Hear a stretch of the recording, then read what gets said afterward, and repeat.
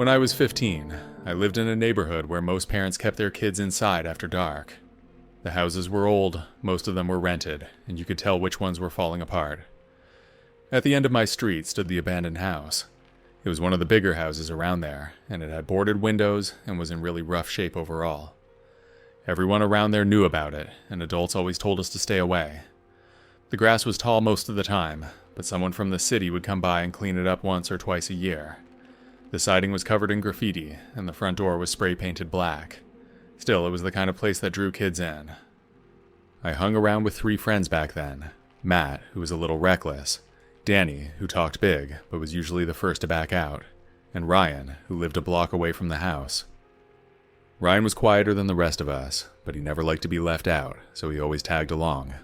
I wasn't the bravest of the group, but I was usually the one who tried to keep things under control. One Saturday night, we were sitting on Ryan's front steps, bored like usual. Matt started talking about the abandoned house again. He said people were exaggerating about how dangerous it was. Danny egged him on, daring him to go inside, and soon it turned into all of us daring each other. I didn't want to, but I also didn't want to be the one who refused. By the end of it, we decided we'd all go together. We waited until it was fully dark, and then we walked down the block. The streetlights only worked about every other pole, and one of the dead ones was right in front of the house. The place looked worse up close. The porch steps sagged under our weight when we went up. When we got to the front, I saw that there was a broken lock on the ground and some damage to the door, so we knew that we weren't the first ones to go in. Matt pushed the front door, and it creaked open with almost no effort. The smell hit us as soon as it opened. It was mold, rot, and something sour. Inside, the living room was stripped bare, except for broken furniture and garbage scattered everywhere. Old mattresses were piled in the corners, some stained and sunken. Empty bottles and used needles littered the floor. Danny tried to laugh it off, saying people probably just crashed here sometimes.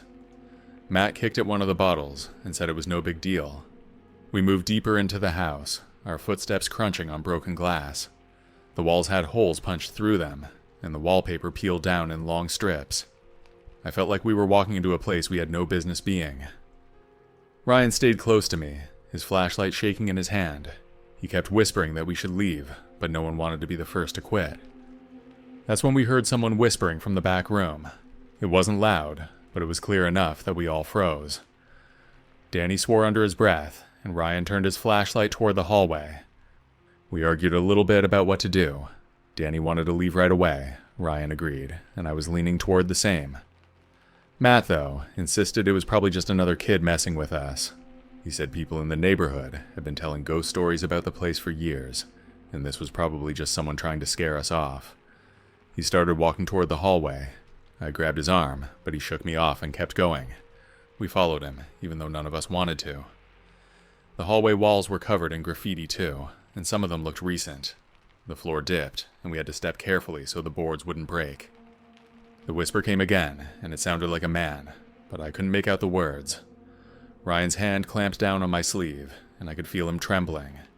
Danny kept glancing towards the front door, like he was about to bolt. When we reached the back room, Matt pushed the door open. His flashlight beam swept across the floor and stopped on a figure crouched in the corner. It was a man, and his clothes were filthy, his hair was matted, and his eyes were wide. He didn't move towards us, but he whispered something again, and it sent a chill through me because I couldn't understand a word. "Go," I whispered. "Let's go." Danny didn't wait for another word. He turned and ran. Ryan tugged me backward, and I started to move too. Matt hesitated, but eventually we all bolted towards the front door. As we stumbled through the living room, Ryan tripped on a loose board and fell hard. I tried to stop and help him, but when I turned, I saw him laying on the ground, staring back toward the hallway. The man had crawled part of the way into the room. He was still crouched low with his face twisted, and his eyes locked on Ryan. Ryan scrambled up and pushed past me, then we all got out of the house.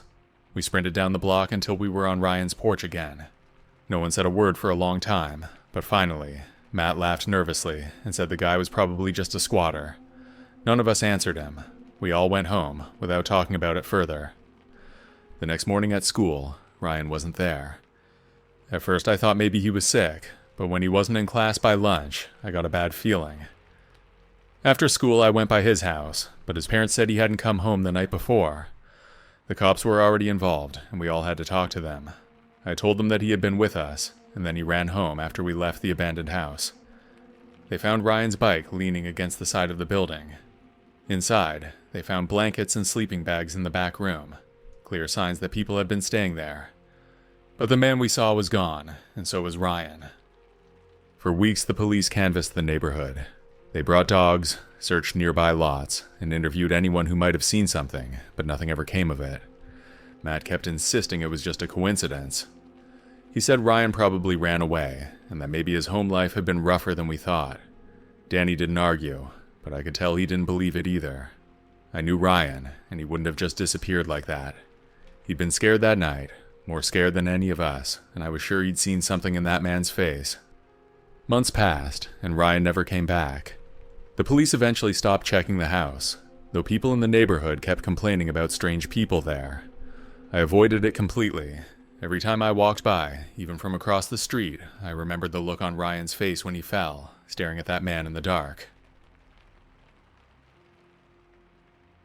After my divorce, I didn't have many options. My savings had gone into the house we'd sold off, and the settlement didn't leave me much breathing room. I needed somewhere cheap, and quickly. That's how I ended up in a piece of crap apartment building far away from work. The place looked like it had seen better decades. The hallway carpet was threadbare, the walls had water stains, and the stairwell smelled faintly of cigarettes. Still, the rent was about half what other places in the city charged, and at the time, that was all I cared about. The landlord was a short, heavy-set man in his late 50s, named Mr. Klein. He wore thick glasses and always seemed to be sweating, even though the office had a rattling window unit that blew cold air non-stop. When I first met him, he was strangely eager to get me to sign the lease. He slid the papers across his cluttered desk with a smile that looked forced, and said, "You won't find a deal like this anywhere else." I asked a few questions about utilities and maintenance, and he waved them off quickly, saying he'd handle everything. When I hesitated over the deposit, he lowered it without a second thought. The whole exchange left me uneasy, but I convinced myself I was just overthinking. When the paperwork was done, he leaned back and gave me one final piece of advice. "One more thing," he said, almost like he'd rehearsed it. "Don't answer knocks on your door after midnight, ever, no matter what you hear." I laughed, waiting for him to smile, but he didn't. His expression stayed flat, and his eyes looked serious. "I'm not joking," he said. "It'll keep you out of trouble." My apartment was a one-bedroom unit on the 3rd floor, and it was small but functional.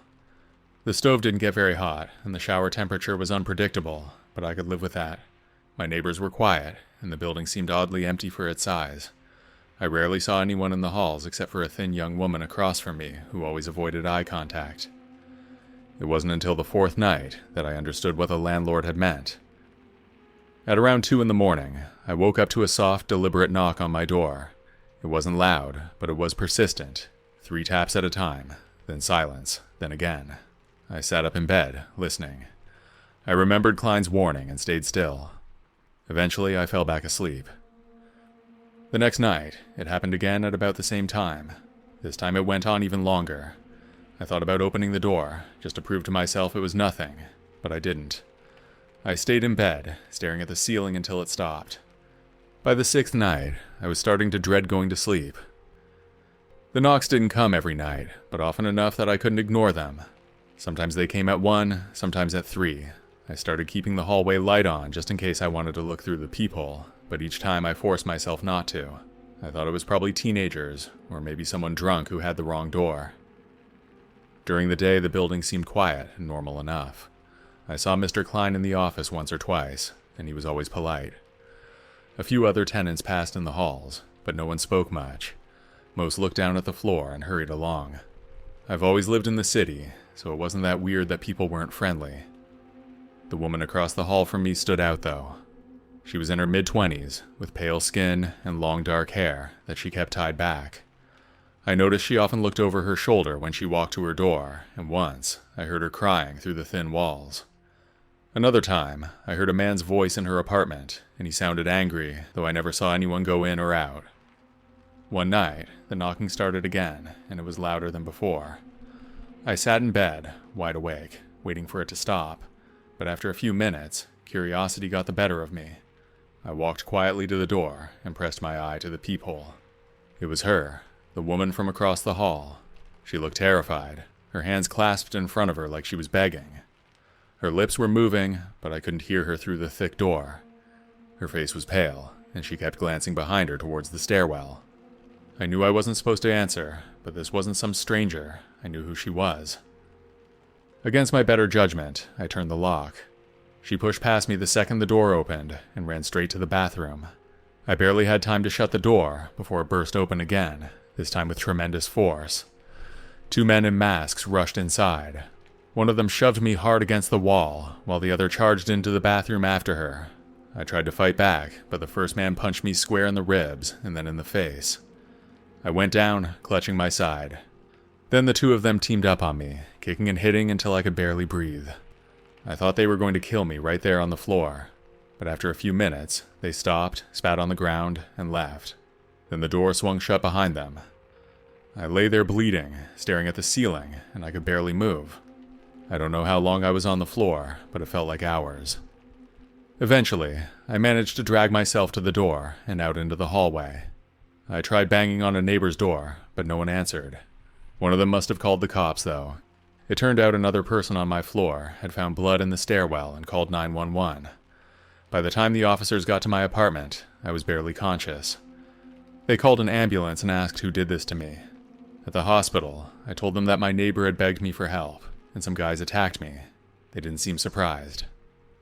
One of the detectives explained that the building had been under suspicion for a while. Klein had been letting gang members use empty units for storage and meetings. He was turning a blind eye to whatever they did, as long as they paid him off. They never found my neighbor after that night, or at least not that I know of. Mr. Klein was arrested a few weeks later on unrelated charges. They got him on tax evasion and some other stuff. He was just an all-around sketchy guy. The building stayed open for a while after that, but I didn't live there much longer. The first chance I got, I broke my lease and left.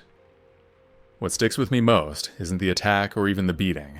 It's the fact that the landlord warned me. He knew all along what was going on and chose to keep collecting rent instead of stopping it. That building is still there. I've driven past it once or twice. The windows are covered in grime, and the for rent sign still hangs crooked out front. My name's Darcy, and this happened about 10 years ago when my son was 7. My ex wasn't paying child support on time, and I was working part-time at a medical office. We were living in a tiny apartment at the time, and I was looking for a bigger place constantly. I really wanted to have something decent when my son started school in the fall. Eventually, I found a small house on 9th Street, and it looked run down compared to most of the places I'd seen. The rent was low, though, and the landlord seemed all right. The house itself wasn't terrible on the inside. It had 2 bedrooms, though the second one was barely big enough for my son's twin bed and dresser. The living room had thin carpet and old blinds that didn't close properly. The kitchen appliances looked like they'd been there since the 80s, but they still worked. My son Tyler didn't complain, but maybe he was too young to care. He was just happy to have his own room again, after a few months of us sharing one in the apartment. The street made me nervous right away, though. Most of the houses had bars on the windows, and you could hear arguments or music blasting at all hours. There was an old streetlight right in front of our place that flickered on and off. Sometimes it stayed off for hours, and the sidewalk would be pitch black.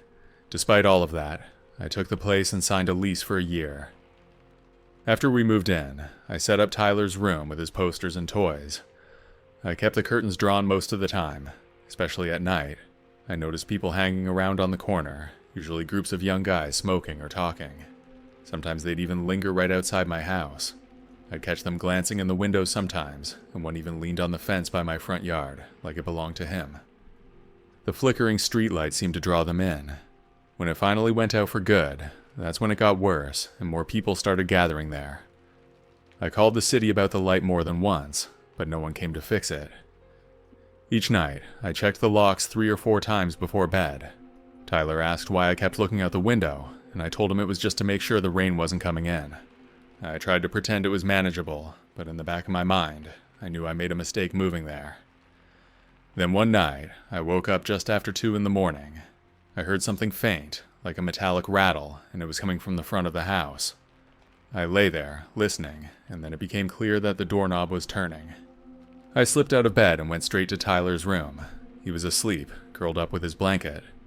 I shook him gently and whispered for him to wake up, then I told him we needed to be very quiet. I picked up my phone and dialed 911 as we moved to the closet. Inside, I whispered to the dispatcher that someone was breaking in.